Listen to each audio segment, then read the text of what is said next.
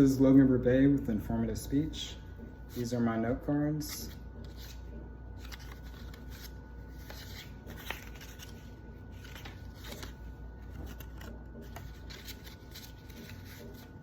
And this is my audience.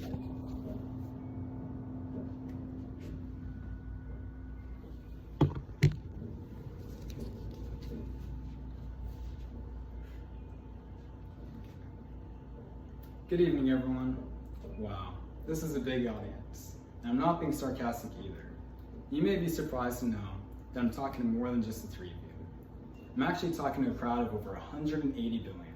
That's because each of you have over 60 billion living microorganisms in your mouth right now. And these microbes are the star of tonight's topic. These microbes live in the 5-star home that you've been so generous to provide them, called the human oral microbiome. And this topic will be discussed in 3 ways. 1, how it impacts your health. 2, how these microbes interact together. And 3, how all of this has vast potential to advance scientific and medical research.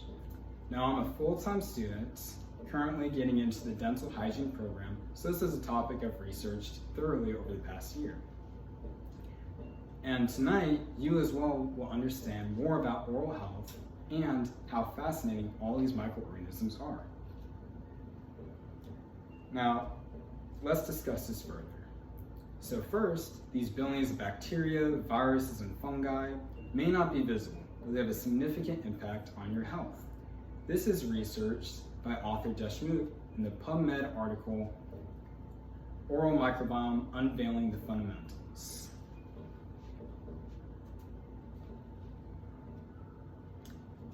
Some of these are the good bugs, like Streptococcus salivarius. It's a good resident that pays us rent by protecting your mouth. And it fights off the bad bacteria by taking up all their living space, neutralizing acids, and throwing chemicals like hydrogen peroxide in the face of the bacteria. Others are the bad bugs. They completely trash the place. And these bad bugs are pathogenic, which means they cause disease. Streptococcus mutans is one of the main culprits. He completely trashes the place. If he were a resident on Airbnb, he'd be banned on day 1. Streptococcus mutans eats the same sugar that you eat and poops out acid all over your teeth. In reality, this is actually the metabolism of sucrose into lactic acid. But the point stands. This guy is the reason you get cavities. I know, what a jerk. Streptococcus salivarius affects more than just your teeth.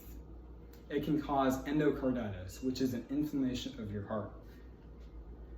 Now, I know you're all eager to brush your teeth after that, but wait, there's more. They also interact with more than just you. They interact with each other in all-out microbial warfare. This is discussed by Lemos in the Biology of Streptococcus mutans. In fact, many are pathogenic not because they're trying to hurt you, but because they're trying to fight off other bacteria. Take our acid-pooping friend, Streptococcus mutans, for example. He doesn't want to get us cavities. We are his sugar-providing hosts. Instead, he's trying to fight off other bacteria with the acid. Some form alliances, like Streptococcus sanguinis. This bacteria can't survive in the mouth without the help of Streptococcus mutans. It lives in the acid slime layer that it forms and enters the bloodstream through the cavities it creates and causes that bacterial heart infection through a process called bacteremia. It's not all bad though.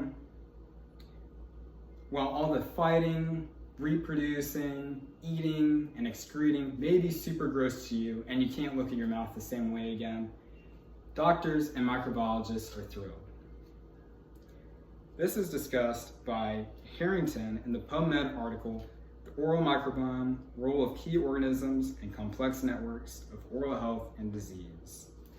All these interactions amongst themselves and with you, their host, provides an opportunity to observe them. In fact, the oral microbiome is the second largest one in the body, only second to the GI tract, but is far more easily accessible. This prevents many opportunities to research antibiotics and even probiotics for human health. Now, a lot of cool and interesting stuff was talked about tonight, but let's put this all into perspective. So tonight, we took a look at the human oral microbiome, and we got acquainted with our other 180 audience members. So, tonight, we took a look at how it affects our health, how these microbes interact with each other, and also what potential uses it has for looking at other medical topics.